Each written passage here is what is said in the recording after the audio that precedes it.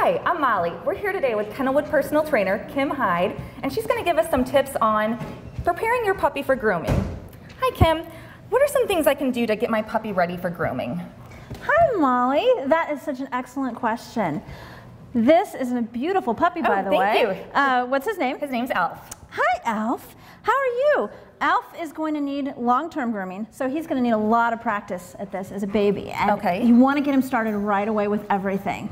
One of the most important things to do is to get him used to being touched all over. And I mean touching his head, as he doesn't even like that right now, touching his whole body, his tail, getting him used to having his paws restrained. And he's starting to fight me a little bit here. And that's pretty normal for a puppy. He's also starting to chew on me. So a couple of things we can do to help with this is, number one, we've elevated him. Putting your puppy up on an elevated surface, such as a table, a washer, a dryer, are excellent options to help get the puppy up at your level so you're not towering over them and they're not challenging you quite as much. The other thing we can do here is distract him with some treats. If we were really wanting to focus his attention, we could also try putting a little peanut butter on a spoon, and you could hold that while someone else went over his body. Another good tip is to wait until the end of the day when they're a little more relaxed and sedated. So when he's kind of sleepy, touch him all over and make sure you're getting in between each of his little paws, touching his little nails, touching his private parts, just because this is all stuff that's got to be groomed, and he's got to get used to it. Now, when we get used to the head too, we want to go ahead and hold their faces a little bit so they get used to the idea that a groomer may need to trim some of the hair around their face or their ears. So when we do that, we're going to ask them to look at us. Hey, Alf, good puppy. And then we're going to let them go, and it's our idea, not because they're fighting us. If Alf started to really fight me, I would even hold him tight and squeeze him a little bit in a big hug just so that he relaxes.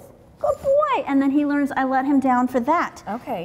If he had started to flip and argue and fight me more, which is dangerous with scissors and clippers, obviously, then I would have just squeezed him. I wouldn't have let him go. And look at you, you're just fighting. You're just playing with me. Okay, so when we start getting ready to use a brush or a comb, we want to take the comb and go all over his body again, all the way down to the skin. And make sure that we're getting out any mats. We're looking for any lumps, bumps, or bruises that we might want to mention to our veterinarian, and getting him used to this. Good boy. Is that something I could also mention to my groomer if I saw any lumps or bruises or something? Yes, of course. You can always mention to your groomer. Your groomer probably would refer you back to your veterinarian. But you always want to keep an eye on those things, particularly with puppies, because they do tend to get bumped around a little bit. Thank you. Yeah. Another really important part is the nails. This is the part most people have the hardest time with. And with puppies like this, obviously, it's going to be a little bit of a struggle.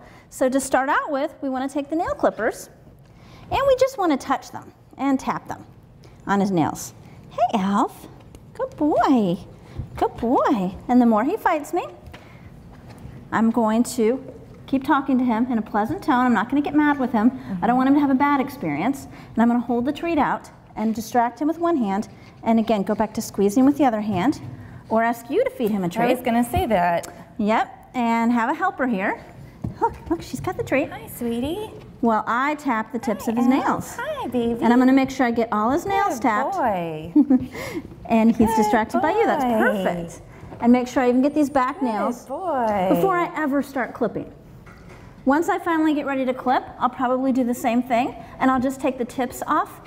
With a puppy with this much energy too, it's sometimes a good idea to start with clipping 1 or 2 nails, then giving him a play break, then going back to it a little bit later.